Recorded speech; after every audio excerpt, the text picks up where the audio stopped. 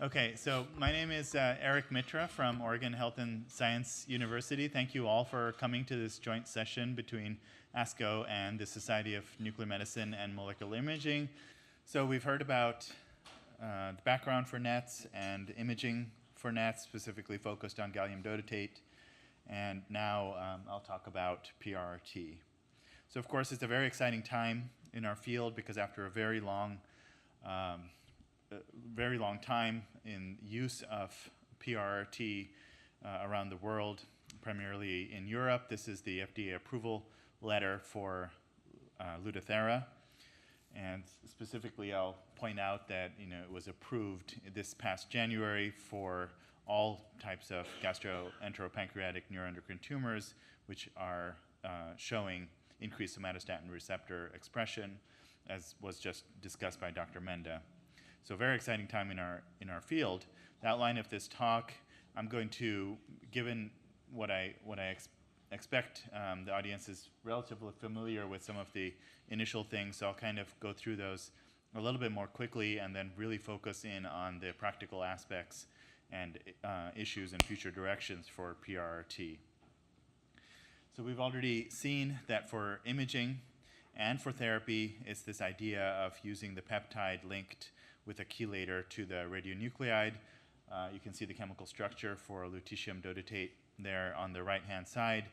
Of course, there's been a variety of different molecules that have been used over the years, initially starting with indium-111 octreotide, which is used for octreoscan imaging, but can also be used for therapy, and then subsequently moving to yttrium-90 octreotide, which is still used in Europe, and now, of course, again, the FDA-approved one.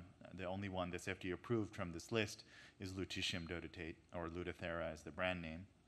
All of these work much as any of our targeted radioisotope therapies do, in that we administer it intravenously. It goes and finds the specific receptors. In this case, it's an agonist for the receptor, meaning that it binds to it, activates it, and then internalizes it within the cell, and then gives off the beta radiation, which causes primarily single-stranded DNA damage, and then also may cause some chromosomal aberrations. You can also see that the radiation extends beyond the cell because of the path length for the beta radiation, and that is what leads to some of the toxicity associated, again, with any type of radioisotope therapy, but including Lutathera. So with that background, of course, what really has made a lot of the headlines and led to the approval of Lutathera was the large registry study called NETTER-1, which is a phase 3 multicenter randomized prospective trial. This was the publication in the New England Journal of Medicine in 2017. These are the different sites around the world which participated in this study. A lot more sites in Europe than in the US, but actually the US enrolled more patients than Europe did because, again, PRRT has been used in Europe outside of these trials for many years, whereas in the US, we really badly needed this trial to be able to enroll patients. This was the study design of the NETTER-1, which again was two arms where we looked at the comparison of Lutathera given in 4 doses of 200 millicuries given every 8 weeks in comparison to high-dose octreotide given at 60 milligrams every 4 weeks. So that's an importance in that the control arm was not placebo, but was actually had its own potential therapeutic benefit. And so when we look at the results, that's very important to look at. But these primary objective for this study was progression-free survival with a host of secondary objectives, including overall survival, objective response, time to progression, quality of life was an important factor that was looked at and has now been published, and then also safety, of course, is important. So in terms of the eligibility criteria, this is important because now as we translate these results to our clinical practice, it's important to know who were these patients that were enrolled in this study. So these are all adult patients with metastatic or locally advanced tumor. They did have to have low-grade tumor, Ki-67 less than 20%. They had to be progressing on standard dose of octreotide, and that progression was based on radiographic progression, specifically RECIST criteria, which was centrally read. And then they also had to have somatostatin receptor positivity. That was based on octreoscan imaging, and in particular, it was planar octreoscan imaging, not SPECT and not dotatate PET, so that's an important thing there. And they had to be relatively functional in terms of their performance status, but they could either have functioning disease or non-functioning disease, as was described by Arturo. So this is the primary results, which again has kind of made headlines for our field because the results were so dramatically positive in comparison. So the upper arm is the experimental arm with Lutathera, and the lower one is the control arm, which again is high-dose octreotide, showing a hazard ratio of 0.21, which translates to a 79% reduction in risk for progression-free survival. So really dramatic positive difference. The overall survival, this is an interim analysis because the full complete 5-year follow-up for these patients hasn't yet happened. But again, you can begin to see that there is a difference between these two curves. By the way, this data that I'm showing here is a little bit updated from that in the publication of the New England Journal because the timeline for the cutoffs have changed a little bit for the FDA submission. So the hazard ratio in the publication is 0.4, whereas here is 0.52. So small change there. And then another secondary objective that was looked at was the objective response. And here again, you can see that there's quite a difference. So objective response means those with partial response or complete response. And you can see a 13% for Lutathera as compared to 4% for the high-dose octreotide. So this was a significant difference as well. So in terms of the summary for the NETTER-1 study, shows that the primary endpoint was certainly reached. There was the median progression-free survival was not reached in the analysis compared to 8.5 months for high-dose octreotide. It's estimated to be in the range of approximately 40 months, which, as Arturo explained, is really quite dramatic for these types of patients. And as I mentioned, the objective response rate was also significant. And then the overall survival is showing a trend, but hasn't had the final analysis as yet. The other important thing, of course, is toxicity, and it didn't show any significant toxicity in terms of persistent high-grade toxicity was not seen.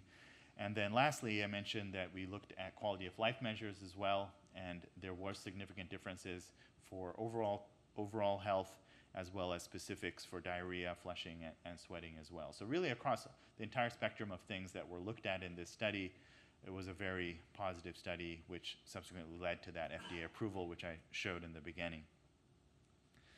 So moving on to the practical aspects, as well as some of the current issues and future directions. So as I mentioned, this is where I'll kind of spend more of the time because presumably what I mentioned so far is more or less a review for most people in the room.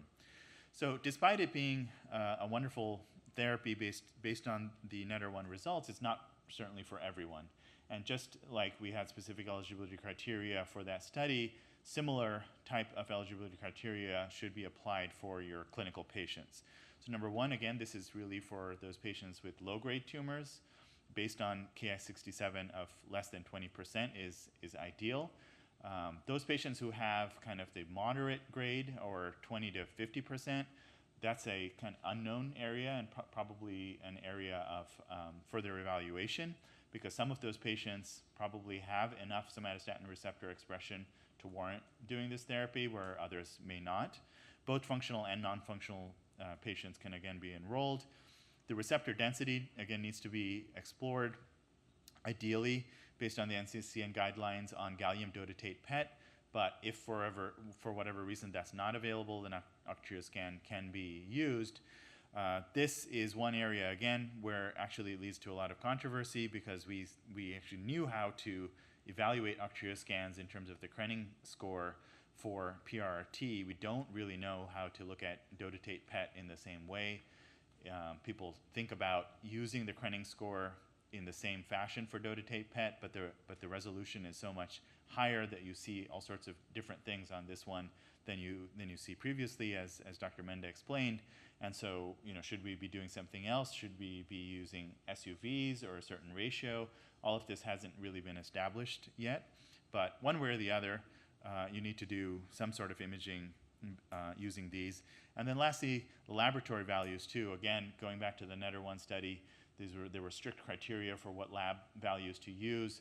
We probably need to do something similar clinically, and this is within the package insert in terms of looking at toxicity, but what those specific criteria are a little bit unclear. I think most sites are using the similar type of laboratory cutoffs, but it's not an absolute. So this is something that kind of needs to probably be worked out. In terms of actually delivering the dose, it comes in this vial as a clear liquid, as most radioisotopes do. And basically the concept is straightforward, is to get the contents of this vial into the patient without spilling it anywhere. That's basically the idea. The practicality of it is a little bit more complicated. This is the recommended guidelines from AAA on how to do this, which is this 2-needle approach, sometimes called the gravity method, where one needle is the one that goes to the bottom is hooked into a IV having saline, and then the shorter one goes to the patient. I may have said that exactly the opposite. Yeah, I said that the opposite. So you can see that the short needle goes to the saline, and then the long needle goes to the patient. You can also see that either the patient can have 2 different IVs, one for the amino acids that needs to be administered, and one for the Lutathera, or using this three-way valve, you can also administer it directly that way using just one IV. So this is, again, called the gravity method, because as the saline comes into the vial, it pushes the Lutathera out into the patient.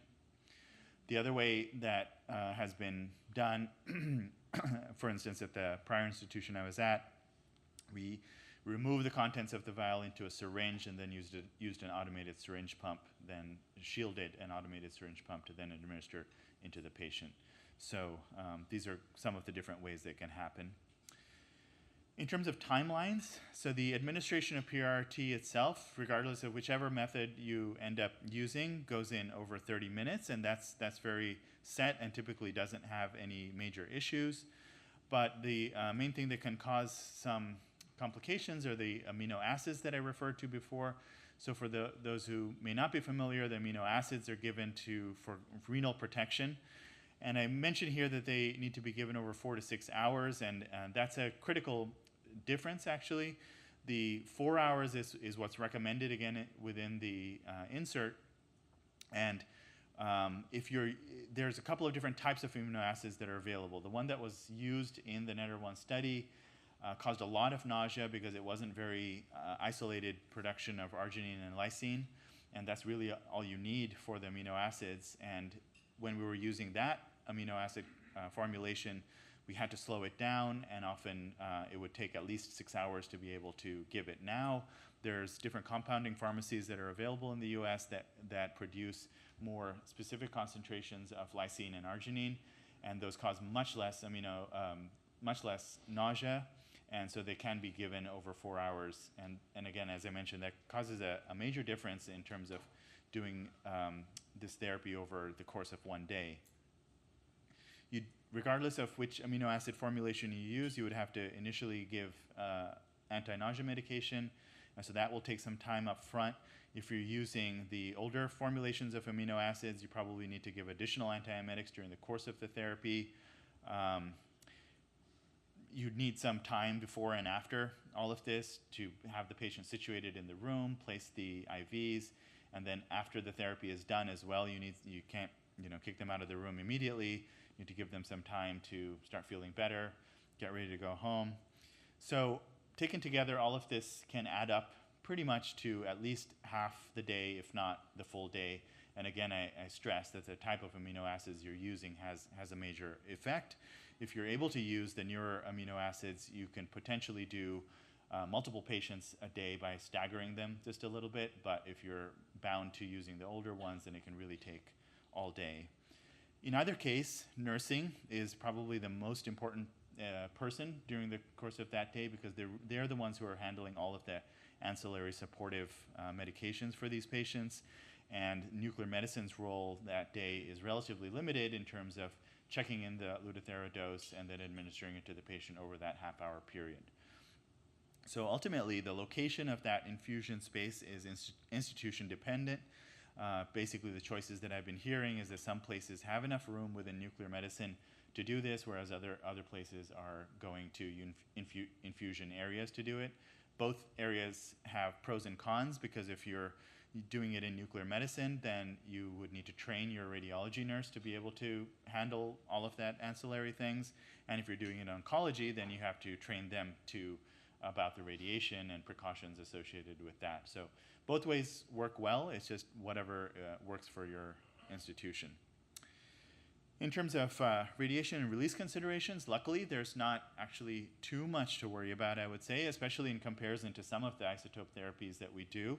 So these are some actual measurements where on the first day of the therapy, they're emitting approximately 2 milligrams per hour at 1 meter. That compares to about 10 to 20 milligrams per hour at 1 meter, for instance, for iodine therapies. And then the next day, that drops in half as well because of further clearance, and so you're down to about 1 milligram per hour at 1 meter, which is very low. 0.5 milligrams is almost considered background. Of course, urinary excretion can be higher, and so you would need to make sure that the patient can be good about using good bathroom hygiene and flushing multiple times and that type of thing. But if they do that, then bathroom precautions don't really need to be too high as well. So I want to make the point that infusion rooms don't need to be lead-lined because of this low amount of emitted radiation. And in terms of lining the room as well, if everything is done properly and carefully, the area around the actual infusion chair and bed probably don't need significant lining, maybe just under where the IV is attached. But the bathroom definitely should be lined, and so that's the primary area of contamination that we're seeing. So after all of this, if the patient can follow normal bathroom precautions, then they should be able to go home. If they can't go home because they are not able to do that, if they live very far away, or if they have any other medical reasons that they can't home, then your institution needs to decide whether that's safe for that patient to go to a hotel, for instance, or whether you wish to admit the patient for overnight observation. That's a very regional difference, so I can't make any general guidelines on that. Okay, moving on to current issues. I learned in my leadership class that I took last year that you can't, every issue is an opportunity, so you're not supposed to call things issues, so rephrasing it as an opportunity. But these are some of the current opportunities that we have for Lutathera, which there are several. First is that Lutathera still is coming from one site in Italy, so it's only available on Wednesday, Thursday, and Friday. So that creates a little bit of an availability opportunity, because we can increase it to Monday and Tuesday as well, would help in terms of the workflow. That will most likely happen because AAA has already built a site in New Jersey, and so for all of us in the US, the dose will ultimately come from New Jersey, not from Italy. One of the biggest things I'm hearing in talking to different sites is again going back to the space that this will be done. A lot of sites have very limited space in the central infusion areas or within nuclear medicine, and so ultimately are only able to do this therapy in specific days or only a few patients per week. And since the patients are coming back from multiple doses over the course of multiple months, this quickly saturates what we can do. And so most sites that I know have long waiting lists, unfortunately. And so that's one thing that as this develops, hopefully sites will have something more available. At OHSU, for instance, we're working very strongly with the hospital administration to expand the number of infusion areas that we have available for this. Actually, so that was in the infusion space availability. The institution availability, what I mean there is that this is not done, at every hospital within the U.S. Only few academic centers are able to do this, so there's only a few number of centers that can do it, and then within those centers, there's space limitations as well. I referred to the amino acid thing before. Not all sites can work with these compounding pharmacies, and so unfortunately some sites are left with using the old amino acid formulations. That's something I feel that definitely should be rectified in the future so that everyone has access to the better amino acids, which will be much better for the patients and then also help with this space limitations issue. This is still relatively new, having only been approved in January, and so we're seeing a fair number of insurance authorization and reimbursement delays.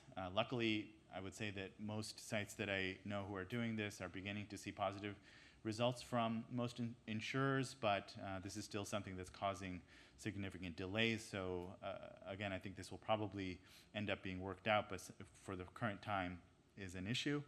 And then one of the big things is this is really causing a major rift, so to speak, within how we do these therapies, because what we're used to in nuclear medicine are relatively straightforward therapies where we give the patient gets referred from oncology, we do the therapy, and then the patient goes back to oncology for subsequent follow-up and evaluation.